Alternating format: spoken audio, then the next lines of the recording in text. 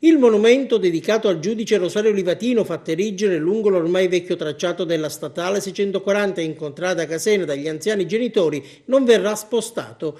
La richiesta delle associazioni amici del giudice Rosario Angelo Livatino e Tecnopolis è stata accolta. I vertici e i tecnici del consorzio Empedocle, assieme alla CMC Ravenna e all'ANAS, hanno deciso infatti di rispettare i luoghi e la memoria di contrada Casena e del monumento commemorativo. Livatino venne ucciso proprio in quella zona, freddato dai sicari il 21 settembre del 1990.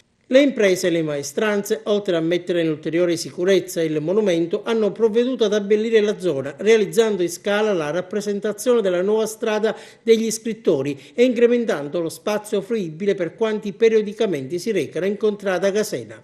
Nel 2015 invece spinsero, facendo un appello alle istituzioni per spostare la stele per il rischio di essere dimenticata con la realizzazione della nuova arteria, l'INAIL, la CGIL e Legambiente. E intanto il Comune di Agrigento è al lavoro per realizzare nel primo piano dell'ex Palazzo di Giustizia, laddove lavorò il giudice Livatino, la stanza della memoria. Il sindaco Firetto ha illustrato il progetto al presidente del Tribunale di Via Mazzini.